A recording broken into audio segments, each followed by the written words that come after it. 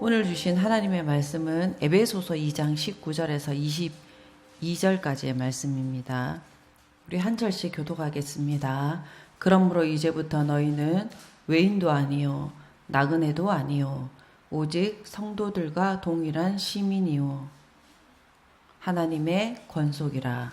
너희의 사도들과 선지자들을 터 위에 세우시는 이름자라. 그리스도 예수께서 친히 모퉁이 돌이 되셨느니라.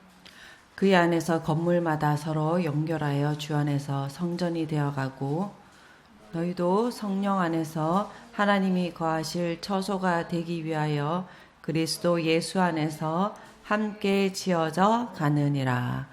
아멘. 지난주에는 정남희 전도사님이 설교하시고 그 전에 누가복음 우리 6장 36절에서 49절까지의 말씀을 나누었었는데 기억은 안 나시겠지만 예수님의 하나님 나라 이 건축개론으로 예수님의 그 비유의 말씀을 한번 생각해 봤습니다.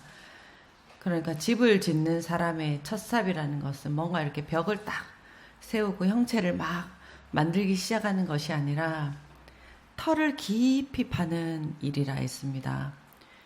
그러니까 반석 위에 집을 세우기 위해서는 눈에 보이지 않는 곳부터 깊이 닦아야 했습니다.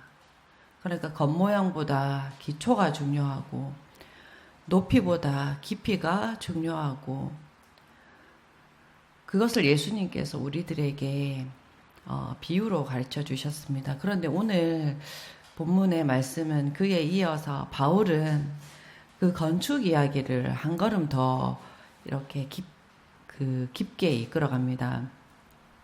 누가복음은 어떤 터 위에 우리가 서 있는가를 들었다면 오늘 말씀은 그 터 위에 하나님은 어떤 집을 지어 가시는가.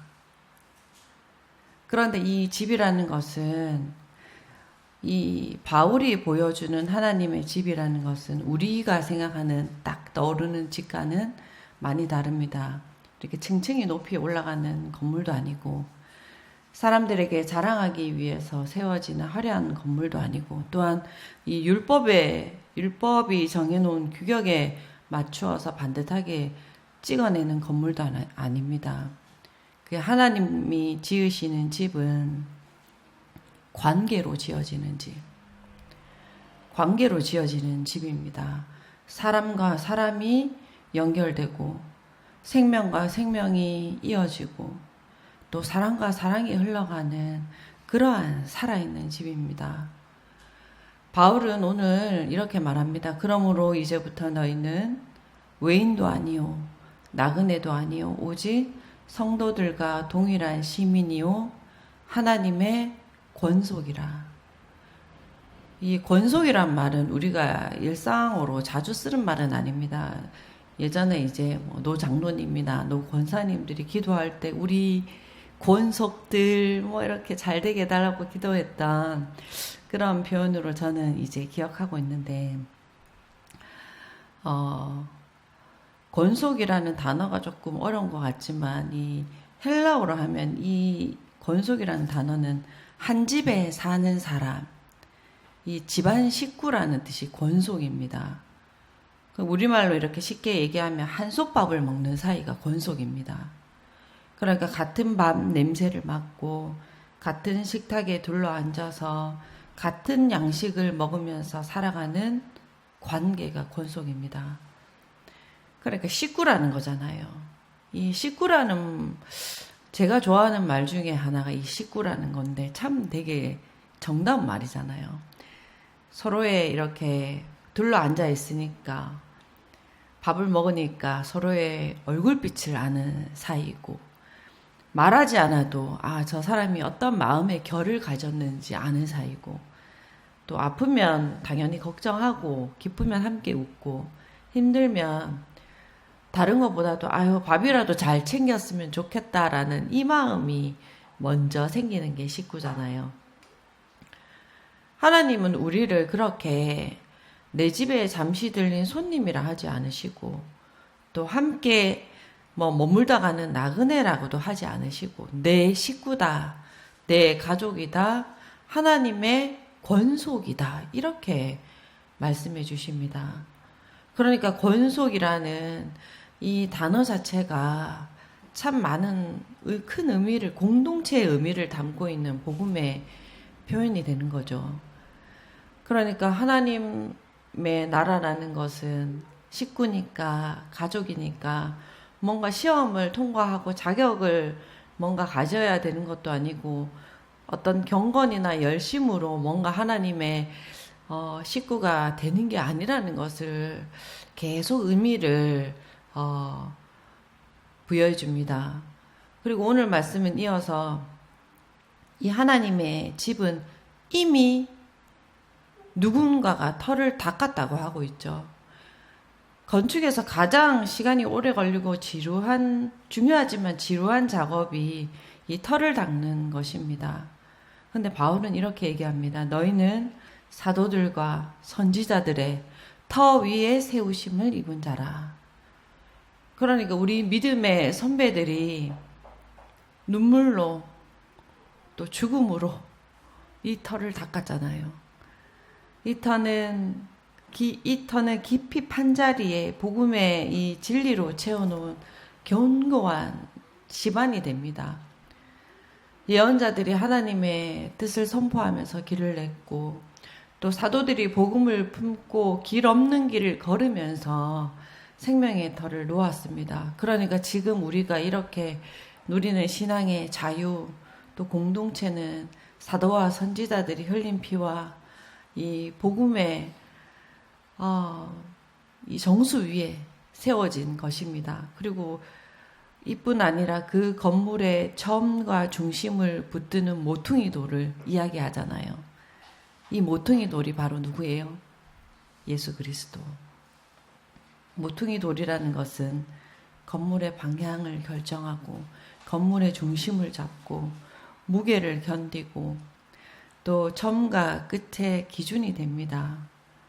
이 모퉁이 되는 예수님께서 이 모퉁이 돌이 되시기까지 걸었던 그 길이 바로 십자가의 길이잖아요. 죽음을 통과한 길이잖아요. 그리고 그것이 끝이 아니라 부활의 생명으로 다시 일어난 길입니다. 쉽지 않은 그 길에는 눈물도 있고 인내도 있고 기다림도 있고 자기 부인의 시간도 있습니다. 그런데 오늘 우리에게 저는 제일 큰 위로가 되는 말씀이 그 다음 말씀인 것 같아요.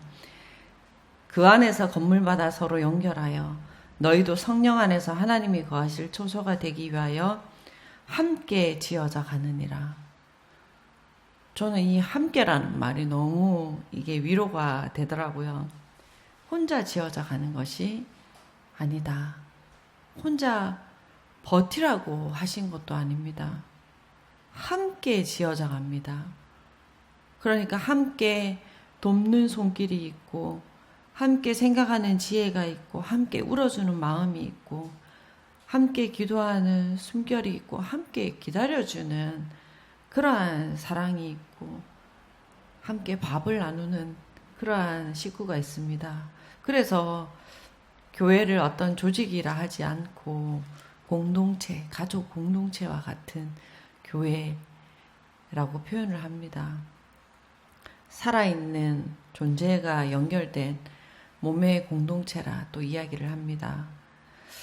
그런데 이제 서로 연결하여라는 오늘 본문의 21절의 말씀을 가만히 생각하여 보면 연결된다는 것은 만남의 관계잖아요.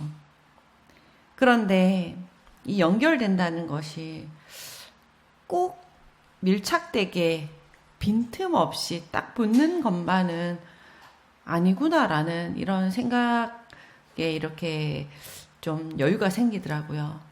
물론 어떤 관계는 서로 꽁꽁 묶여 연결되어 있기도 하고 또 어떤 관계는 정말 이렇게 톱니바퀴처럼 꼭 맞물려서 연결되어 있기도 합니다. 또한 어떤 관계는 다리를 놓아서 연결되어 있고, 또한 어떤 관계는 냇가에 이 듬성듬성 놓여있는 징검다리처럼 놓여서 이렇게 길로 연결되어 있기도 하더라고요. 그런 거를 한번 이렇게 생각해 보면 빽빽하게 접착제를 붙인 듯 딱 붙어 있진 않지만 그런 징검다리처럼 돌과 돌 사이에는 틈이 있고, 또 그런데 그 틈으로는 물도 흐르고 빛도 비치고 또 생명이 숨쉬기도 하잖아요.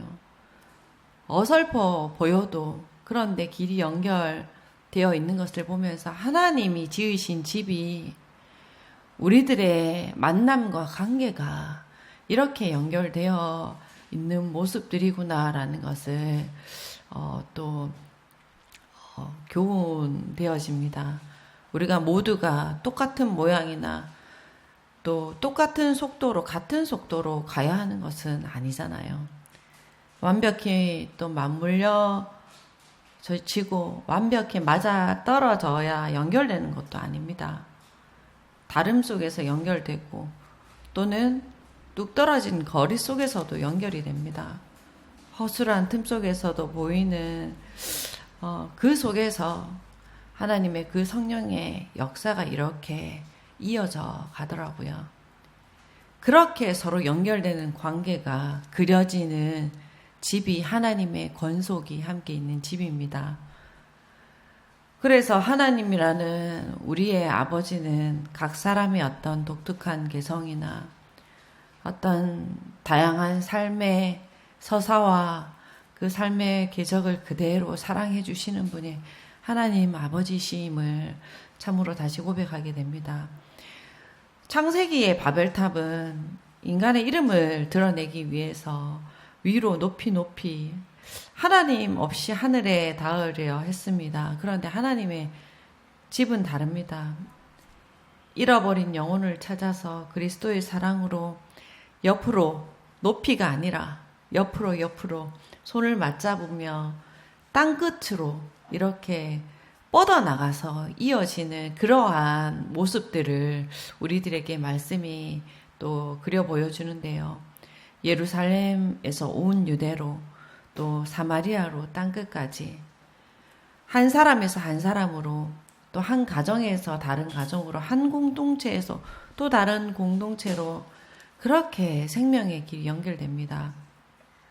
하나님 아버지의 돌봄이 미치지 않는 곳이 없도록, 또한 이 세상을 하나님의 집으로 넓혀가는 거룩한 식구들이 있는 곳, 하나님을 아버지로 모시는 권속들이 서 있는 곳, 또 그들이 사랑하며 지어진 모든 관계가 하나님의 거처가 되게 하기 위해서 이렇게 하나님의 뜻이 이렇게 흘러갑니다.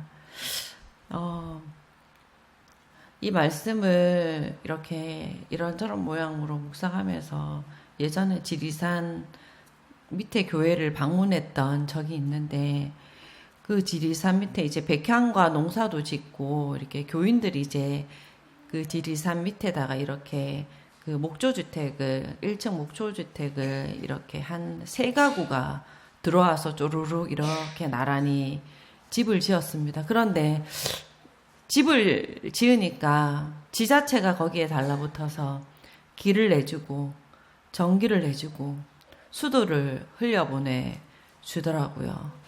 그런 걸 한번 생각하면서 건물이 생긴다는 것은 건물만 홀로 생기는 것이 아니라 건물에 그 집에 사는 또 함께 사는 사람들의 어떤 편의시설, 인프라도 이렇게 연결이 된다는 의미가 같이 있는 거더라고요.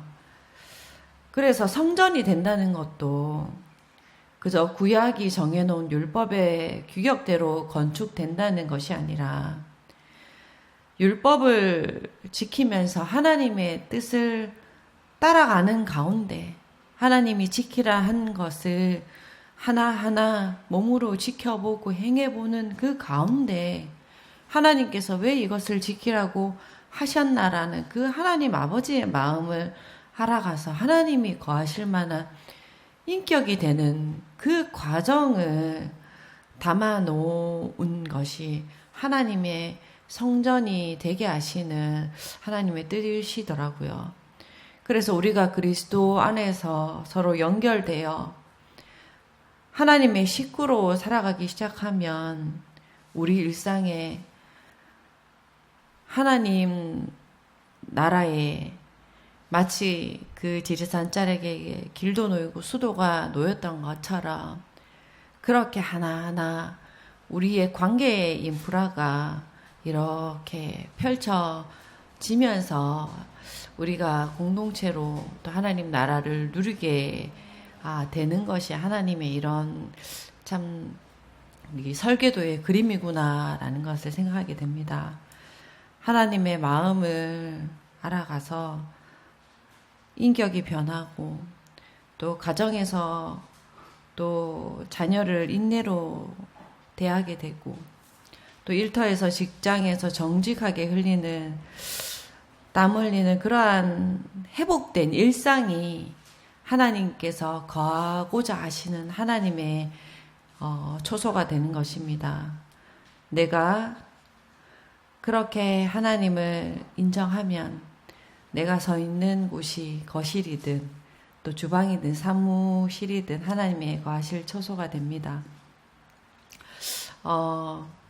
오늘은 지난주는 어버이 주일이고 오늘은 어버이 주일 또 어린이 날부터 시작해서 5월에 푸르른 가정의 달의 모든 이런 관계들을 생각하게 됩니다. 그러면서 가족이란 무엇일까? 같이 살아서 가족일까? 피를 나눠서 가족일까? 그런데 오늘 하나님의 말씀은 이렇게 정리해 주는 것 같습니다. 함께 지어져 가는 관계가 가족이다. 성령 안에서 함께 지어져 가는 관계. 함께 지어져라는 것은 계속 진행되고 있다는 거잖아요. 그러니까 부모도 완성형이 아니고 자녀도 완성형이 아니고 부부도 완성형이 아닙니다. 그리고 우리가 함께 예배드리는 우리 교회도 완성형이 아니잖아요. 모두가 함께 현재 진행형이구나. 진행형이기 때문에 수정도 필요하고 보완도 필요하고 기다림도 필요합니다. 때로는 허물고 다시 세우는 그러한 시간도 필요하더라고요.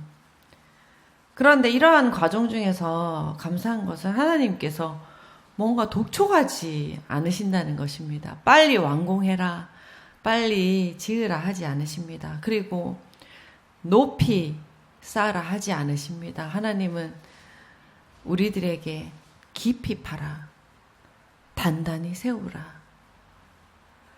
하나님의 거처가 되게 하기 위해서 함께 지어져 가라. 이렇게 말씀하시는 것이 하나님의 마음이더라고요.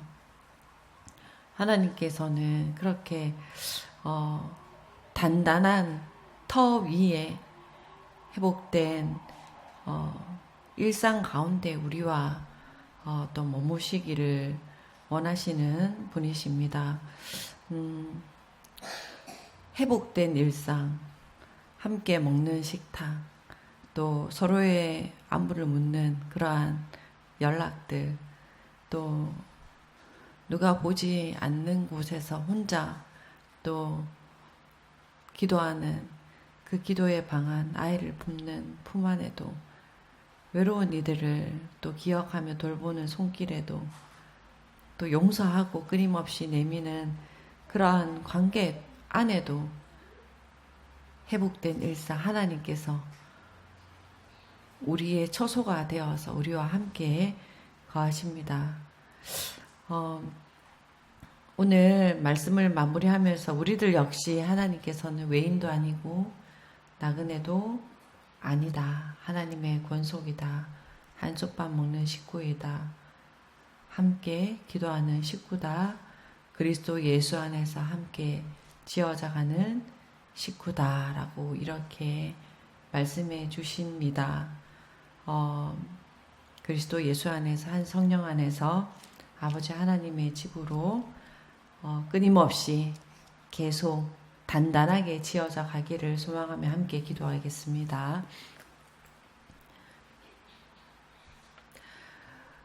아버지 하나님, 우리를 하나님의 권속, 하나님의 식구라 불러주셔서 하나님의 성령 안에서 함께 지어져 가라 말씀하시는 이 하나님의 음성을 우리가 늘 기억하고 우리의 일상 가운데 하나님의 처소가 되기 위한 그 믿음의 털을 단단히 또 견고하게 깊이 잘 내려서 그래서 세상의 공파와 또 세상에 많은 유혹이 있지만 흔들리지 않고 하나님 나라의 그 의의 걸음을 믿음으로 잘 걸어갈 수 있도록 하나님 말씀의 이 빛을 우리에게 늘 비춰주시기를 원합니다. 그래서 이 빛 잃지 않고 또 낙심하지 않고 넘어지지 않고 하나님 나라의 이 공동체의 삶을 잘 감당할 수 있도록 하나님 함께 해주세요. 예수님의 이름으로 기도드립니다. 아멘.